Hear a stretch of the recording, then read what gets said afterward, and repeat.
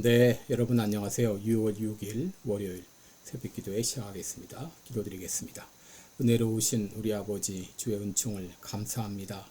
어제 또 주의 날 또 예배 잘 드리게 하시고 또 일주일을 하루를 시작합니다. 이번 한 주간도 하나님께서 성령으로 인도하여 주옵소서. 특별히 오늘 한국에서는 현충일입니다. 현충일을 맞이해서 아버지 나라를 위해서 목숨을 바치고 어려움에 당한 모든 순국 선녀들과 가족들에게 은혜로 함께하여 주시옵소서. 오늘도 주님의 크신 위로로 채워주옵소서. 오늘 하루도 주님 앞에 의탁하며 예수님의 이름으로 기도드리옵나이다. 아멘. 네, 찬송가 336장입니다. 환난과 핍박 중에도 336장 보겠습니다.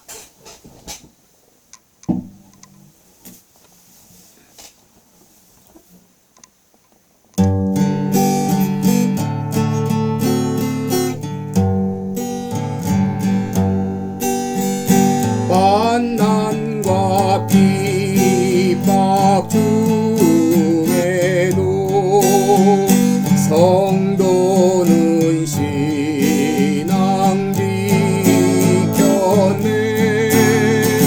이 신앙 생각할 때에 기쁨이 충만하로다. 성도의 신앙 따라서 죽도록 충성하겠네. 옥중에 매인 성도나 양심은 자유 얻었네. 우리도 고난 받으며 죽어도 영광 되도다. 성도의 신앙 따라서 죽도록 충성하겠네. 성도의 신앙 본받아 원수도 사랑하겠네.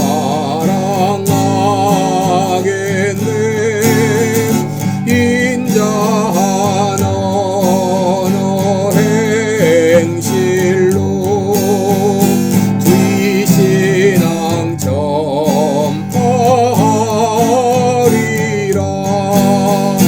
성도의 신앙 따라서 죽도록 충성하겠네.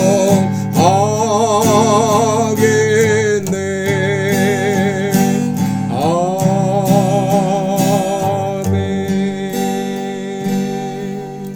아멘. 네, 우리 오늘은 요한계시록 2장 8절로 11절까지 보겠습니다. 요한계시록 2장 8절부터 11절까지 제가 봉독해 드립니다. 서머나 교회의 사자에게 편지하기를 처음이요 나중이요 죽었다가 살아나신 이가 가라사대 내가 내 환난과 궁핍을 아노니 실상은 내가 부요한 자니라. 자칭 유대인이라 하는 자들이 저들의 회방도 아노니 실상은 유대인이 아니요 사탄의 회라. 내가 장차 받을 고난을 두려워 말라. 볼지어다 마귀가 장차 너희 가운데서 몇 사람을 옥에 던져 시험을 받게 하리니 너희가 10일 동안 환난을 받으리라. 내가 죽도록 충성하라. 그리하면 내가 생명의 멸류관을 내게 주리라. 귀 있는 자는 성령이 교회들에게 하시는 말씀을 들을지어다. 이기는 자는 둘째 사망의 해를 받지 아니하리라. 아멘.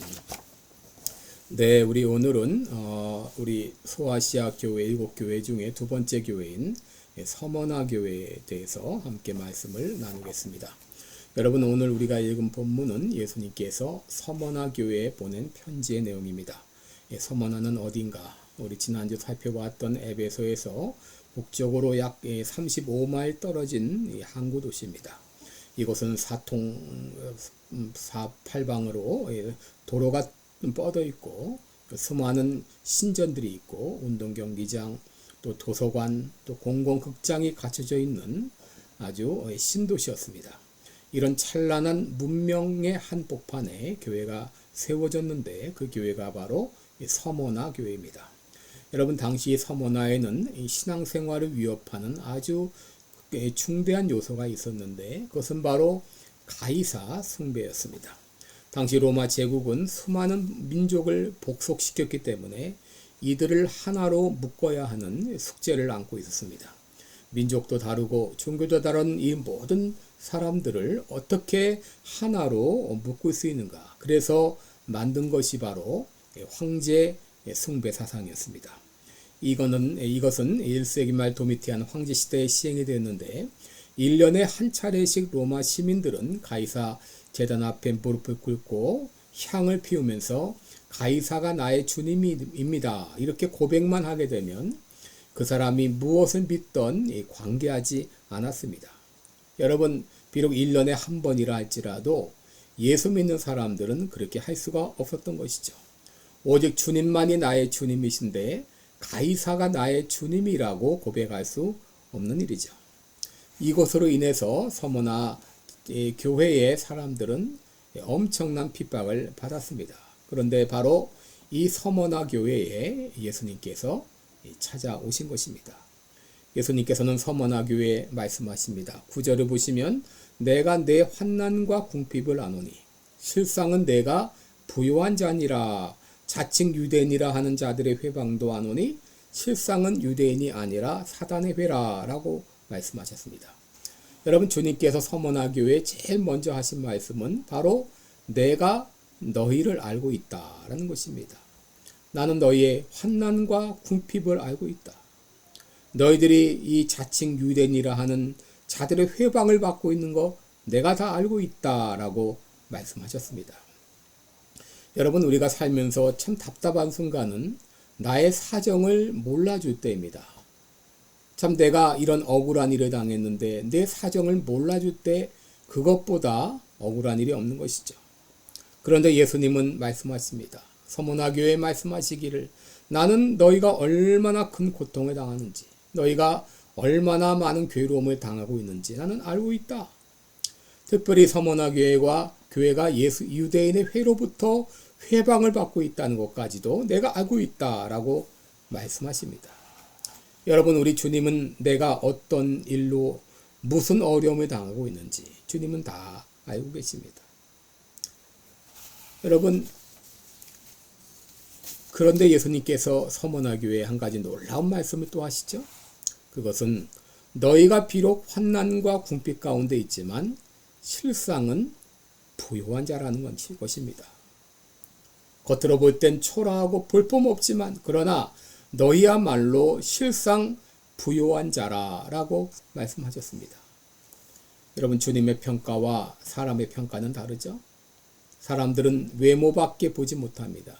그 내면을 보지 못합니다. 그러나 주님은 외형뿐 아니라 내면 깊숙한 것까지 다 보고 계십니다.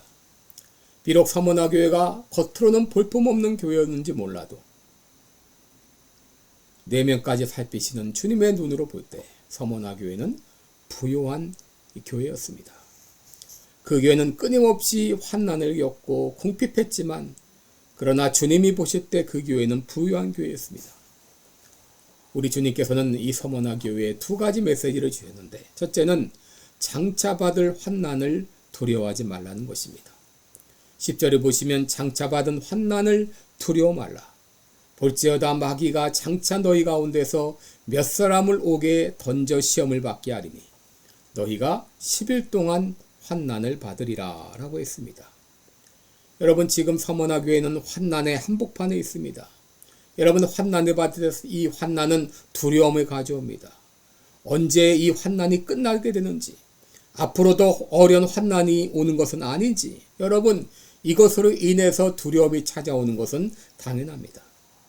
그런데 주님께서는 환난을 두려워 말라라고 말씀하십니다. 그 이유가 무엇이죠? 그것은 모든 환난은 하나님이 컨트롤하시기 때문입니다.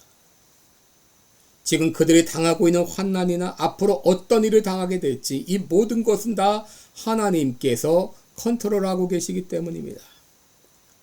예수님께서는 그들에게 너희 몇 사람이 옥에 들어가게 될 것이다. 그리고 그 환난은 10일 동안 계속될 것이다 라고 말씀하셨습니다. 여러분, 이 10일이라고 하는 것은 문자적으로 10일을 의미하기보다도 바로 환난에 주어진 기간이 정해져 있다고 하는 것이죠. 여러분, 9절에서 주님께서 자신을 어떻게 소개하셨나요? 처음이요 나중이요 죽었다가 다시 살아나신 이라고 소개했습니다. 여러분, 우리 주님은 알파와 오메가가 되십니다. 처음이요 나중이 되십니다. 환난을 허락하시는 분도 주님이시고 환난을 끝내는 분도 주님이십니다. 여러분, 우리가 어떤 고난에 당할지라도 그 고난은 한시적입니다. 주님이 그 환난을 끝내실 날이 있습니다. 그러기에 너는 장차 받을 환난을 두려워하지 말라라고 말씀하셨습니다. 둘째로 주님께서 서머나 교회에 주신 메시지는 죽도록 충성하라 라고 하는 것입니다. 죽도록 충성하라. 10절 마지막을 보면 내가 죽도록 충성하라 그리하면 생명의 면류관을 내게 주리라 라고 했습니다. 여러분, 그동안 서머나 교회가 얼마나 고생이 많았습니까? 그런데 주님께서는 그 교회에 그동안 너희들 수고 많았다, 애 많이 썼다, 이제 좀 쉬어라 라고 하지 않았어요. 내가 죽도록 충성하라 라고 말씀하셨어요.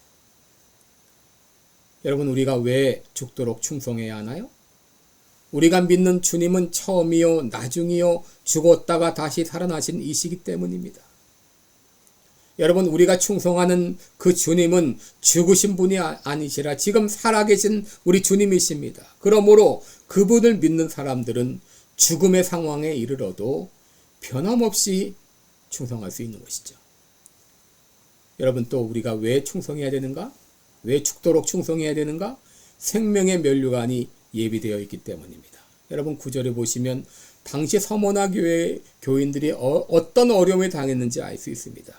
그들은 환난과 궁핍 가운데 있었다 그러는데, 이 환난이라고 하는 것은 이 사람 위에 무거운 돌을 얹어서 그 돌에 짓이겨서 짓눌려서 죽게 하는 그런 처형제도였어요. 바로 이런 환난을 당하고 있다. 또 궁핍이라고 하는 것은 아무것도 없는 상태를 말합니다. 그들이 살고 있던 서머나는 부유한 도시였지만 그들은 환난과 궁핍 가운데 있었습니다.